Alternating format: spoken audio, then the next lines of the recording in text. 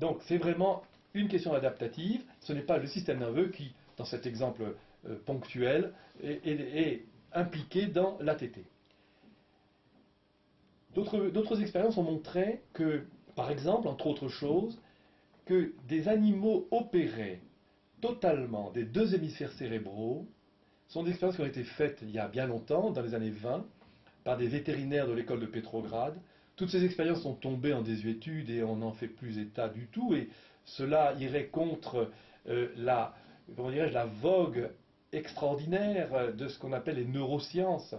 Cette expérience que je vais relater très rapidement est quelque chose qui mettrait à mal et qui annihilerait même les neurosciences si on voulait bien considérer ces expériences.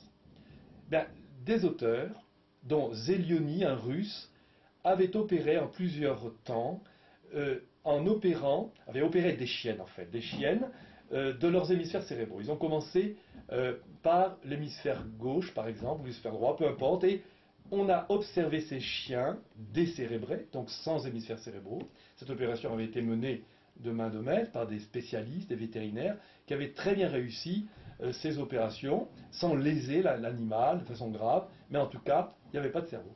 Et on a constaté que ces animaux avaient des activités incroyablement opérantes sans cerveau.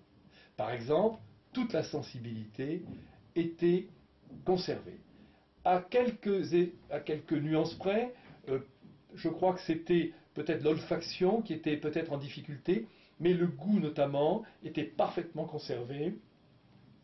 Alors l'expérience montre, par exemple, on donnait à manger un morceau de viande à un animal qu'on mettait dans une gaze dont on tenait les deux extrémités alors que l'animal avait la viande dans sa bouche, dans sa gueule. Hein. Alors on tenait les extrémités pour que l'animal ne l'avale pas. Il fallait simplement qu'il mastique ce morceau de viande et on constatait qu'il salivait, qu'il était appétitif. Et même quand on ajoutait un produit amer ou un produit chimique qui modifiait le goût de cette viande, il la rejetait immédiatement comme étant incomestible. Donc la sensibilité gustative en tout cas était parfaitement conservée. Quant au rut et à la latence, quant à l'instinct sexuel animal, était parfaitement conservé. On constatait que les chiennes étaient en rut, qu'elles avaient le comportement de saillie, en tout cas si c'est un mâle, parfaitement adéquat au comportement notamment habituellement observé. Par conséquent, le cerveau n'avait rien à faire dans ces comportements et ces fonctionnements qui sont évidemment d'origine endocrinienne, car si ce n'était pas le cas, eh bien, on n'aurait pas pu avoir ces performances comportementales chez l'animal. Vous avez parlé dans l'un de vos ouvrages également d'une expérience qui avait été faite sur des chats, l'expérience de Cannon. Est-ce que vous pouvez nous en dire plus? Pour montrer également qu'il y a dominance du système endocrinien sur le système nerveux, il y a les fameuses expériences de Cannon. Walter Cannon est un Américain, un grand physiologiste de la première moitié du XXe siècle, qui a fait une opération, enfin une expérience célèbre.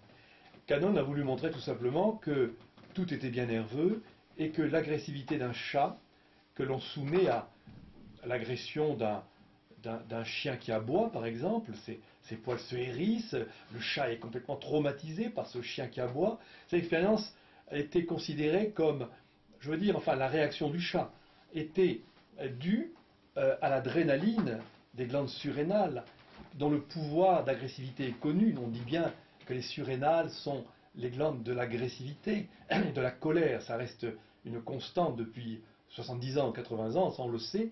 Mais Cannon voulait montrer, une fois de plus, que c'est bien le système nerveux qui était dominant et qui commandait cette glande endocrine. Autrement dit que la réaction surrénalienne du chat provenait d'une action cérébrale.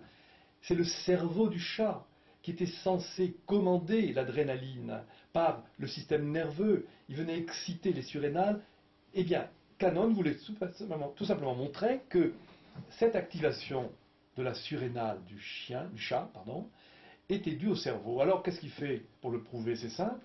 Tout bon expérimentateur qu'il était, il prend le chat, il opère le chat, il enlève tous les filets nerveux qui se rendent du cerveau au surrénal. Une fois que cette opération est parfaitement réussie, il contrôle si tout est OK, tout est bien. Il soumet à nouveau, après cicatrisation, après un temps d'adaptation, ce chat devant le chien qui aboie. Cannon pensait bien évidemment que ce chat n'aurait plus aucune réaction. Si la théorie est juste, il n'y a plus de cerveau, il n'y a plus en tout cas de liaison nerveuse pour exciter les surrénales, le chat ne devait plus avoir de réaction. Et qu'est-ce qui s'est passé? Le chat avait les mêmes réactions que quand on n'avait pas opéré. Cannon s'arrachait le peu de cheveux qui lui restait, et il s'est dit « j'ai fait une erreur, ce n'est pas possible. Le dogme est intouchable, infrangible, c'est pas possible, je me suis trompé. » Au lieu que les faits dominent, eh bien c'est le dogme qui l'a emporté, au moins momentanément, et il a recommencé l'expérience. Rebelote. Il reprend un chat, il fait la même opération, etc. Et le chat recommençait avec les mêmes comportements, exactement les mêmes, la colère, l'agressivité qu'il manifestait devant ce chien qui aboyait, etc. Et on dit alors qu'il a peut-être recommencé encore une fois ou deux, mais personne n'a jamais eu la solution du problème. Et on a laissé ça dans les oubliettes. Cette solution n'a pas été résolue, puisque de toute façon, une telle expérience, avec le dogme de l'époque, ne pouvait pas être mise en question. On ne pouvait pas, une seconde, on n'avait pas les préparations intellectuelles qu'il fallait pour mettre en doute que le cerveau ne fût pas le grand maître des actions glandulaires. Alors c'est tombé en désuétude.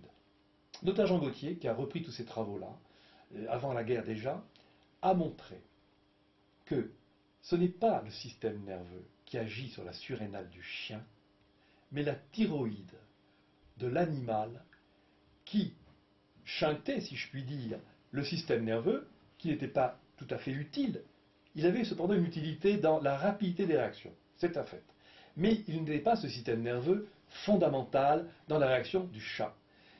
Et cette thyroïde était vraiment celle qui excitait la surrénale, puisque nous savons avec les travaux du Dr Gaultier que c'est vraiment la thyroïde émotionnelle, puisque Gaultier a montré que les émotions sont totalement conditionnées par la glande thyroïde, sans laquelle il n'y a aucune possibilité d'émotion.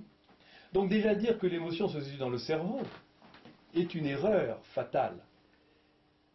Donc c'est la thyroïde qu'il aurait fallu enlever dans l'expérience de Cannon pour que le chat ne soit plus capable de réagir.